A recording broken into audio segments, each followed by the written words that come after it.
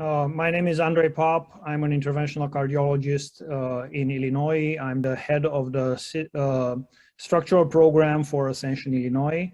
And I want to thank you for the opportunity to talk to you about same-day discharge for TAVR.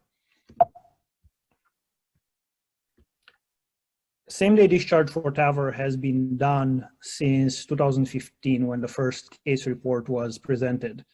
Between 2015 and 2020, the cases reported in the literature were very rare, sporadic, and most patients who are treated with TAVR and underwent same-day discharge were patients with pacemakers. It's not until the COVID pandemic started that people started seriously looking at doing TAVI in patients without pacemakers and sending them home the same day. Next day discharge is currently routine in the United States. The first same-day cases reported in 2015 were just single patients. And as you can see from my slide, there were extremely few patients that were treated early on, and there were extremely few case reports. In 2020, the number of reports started going up. 2021, we had more reports, and in 2022, we had also a significant higher number than before. So why do same-day discharge? Today, many percutaneous procedures are moving to same-day discharge. We started in my institution a PCI program for same-day discharge in 2011, and we currently do abdominal aortic aneurysm, EP procedures, Watchman procedures, mitral clips, and we're sending a significant number of these patients home the same day. With TAVR in particular, complications have been decreasing, and the most complications happen at very predictable time and in a very predictable fashion.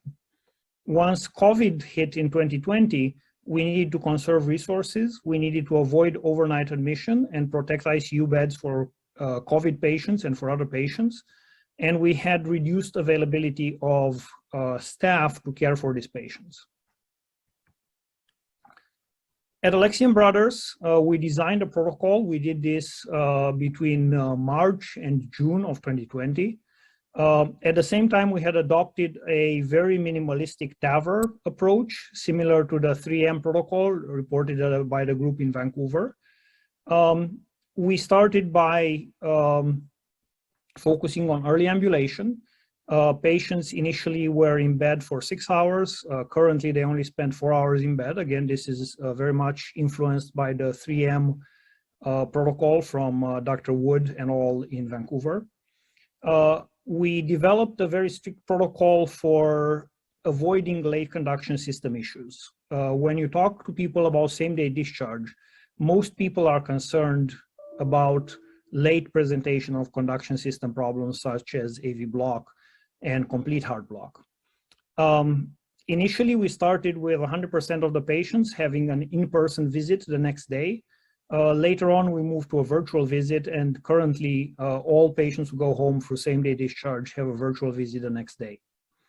Another very important point is that none of these patients are discharged unless the entire team is in agreement. We have to have the MDs in agreement, we have to have the RNs and the APN.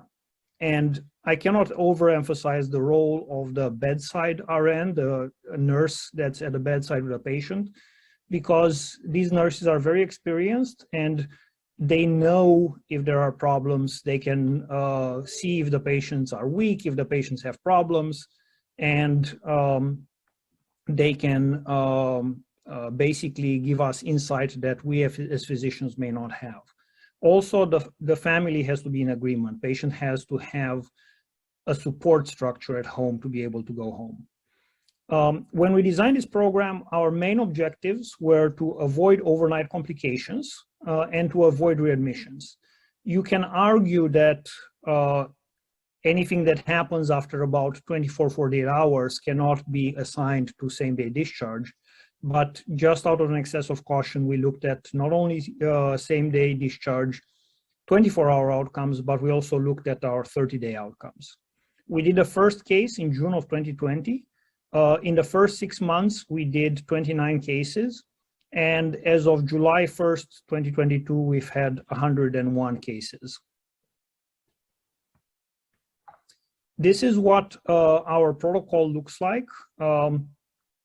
This is from our initial publication of 29 patients. As you can see, 0% of our patients had vascular access complications and 0% had late conduction abnormalities. Also, most importantly, in the days of COVID, and this is why we designed the protocol, none of these patients went to critical care, and none of these patients acquired COVID while in the hospital. This was very important to us. The protocol has evolved since we started in June 2020. The hospital stay initially was mandated to be 8 hours. Now it's down to 6 hours. We removed the requirements for patients to be close to our facility because we are the hub of a large hospital system with 10 other hospitals. And after a while, we figured out that as long as the patient lived close enough to some hospital in our network, they didn't have to be close to us to participate in the protocol. Basically, should the patient get a groin access complication or should a patient get a late AV block, that can be handled in a local hospital as long as we're involved remotely. We also simplified the post-op workup. So basically, we eliminated the blood work that we used to mandate before discharge because we found that there's no benefit and we never changed anything based on the blood work. And we also do a single echo on the table in the procedure room, and we do not repeat another echo later on.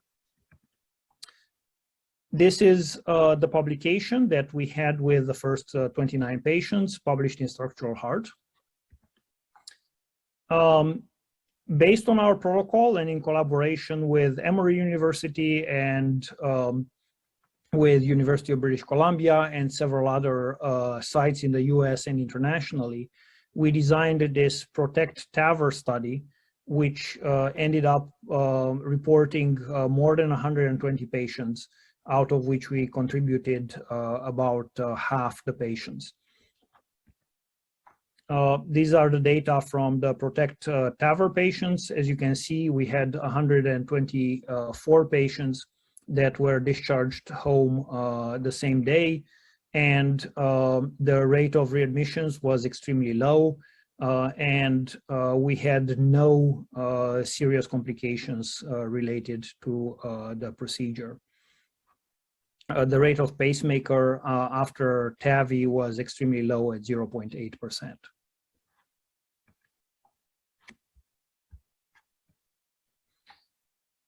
This is another paper looking at same-day discharge. This is based on the Cleveland Clinic experience. To date, to our knowledge, this is the largest publication from any single center. Again, the outcomes in the data from Cleveland Clinic are truly excellent. As you can see, the severe readmissions are low, non-severe readmissions are low, and pacemaker implantations are low. And all of these are very much comparable with patients who are being discharged next day or patients who were being discharged next day before the pandemic. So really, it's same-day discharge doesn't really seem to influence outcomes in any meaningful way.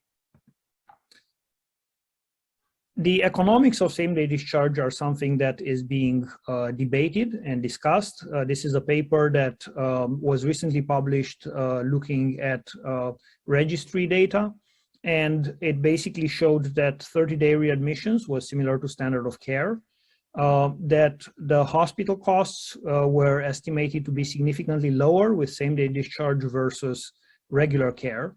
And while it is not addressed in this paper, but it's a very important question that we're focusing on, is how is same-day discharge going to affect staffing levels?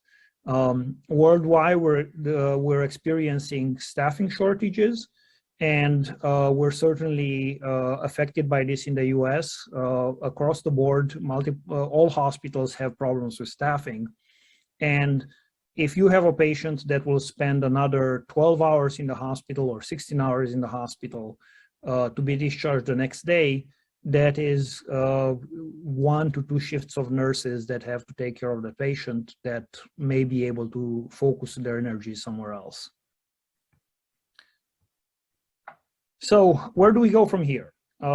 In our experience, based on our current protocol, about 20 to 25% of patients qualify for same-day discharge.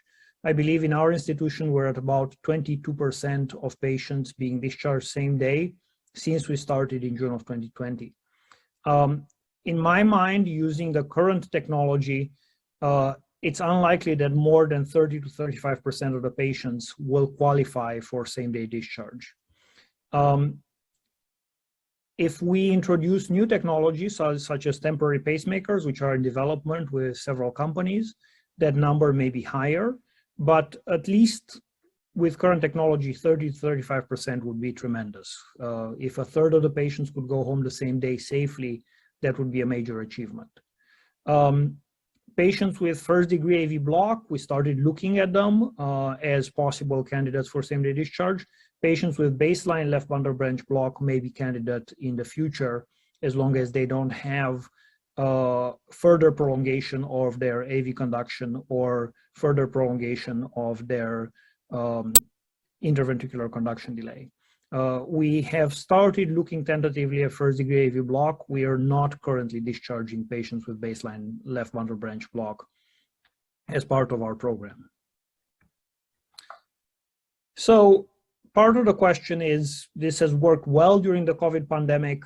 Should we continue looking at same-day discharge after the pandemic is over? As I said, I think staffing issues will persist for years after COVID is no longer a problem. We expect over the next 5 to 10 years for structural volumes to increase dramatically. And I think that in the future, sites that are more efficient will thrive, whereas sites that are less efficient will be challenged to accommodate all the new technology that's coming. Besides aortic and mitral technology, in the next few years, we're going to have tricuspid technology, we're going to have percutaneous mitral replacement technologies, and all this volume will have to be accommodated. Also, we expect continued growth in TAVR and in existing mitral interventions, and with current protocols that may be hard to accommodate. It's interesting that if you're looking 15 years back, PCI went from inpatient procedures to outpatient in a lot of patients, and TAVR is in many ways reproducing this evolution. So if you ever wanted to look at same-day discharge, what's essential is to have a formal protocol that you write and that you stick with and make changes very slowly. It's important, it's essential that you set expectations from clinic so patients understand that same-day discharge is a possibility and they're not surprised. You need agreement of the entire team, but also equally important, you need agreement of the patient and family. If you're ever in doubt whether to send somebody home or not, keep them inpatient. The other thing that is important to mention is that same-day discharge is not a way to prevent the need for staffing on a daily basis. So we never anticipate that patients will go home the same day. We anticipate that everybody will stay, and if they go home the same day, that's great. But you should never anticipate that you do, let's say, 3 TAVRs today and everybody goes home, because you don't know what's going to happen during the procedure, and some of the patients that you anticipated will go home the same day may end up staying. So it helps staffing in the big picture, but it will not help staffing on a daily basis when you're planning your staffing for the day. So that being said, thank you very much for giving me the opportunity to participate in this conference, and I look forward to your questions. Thank you.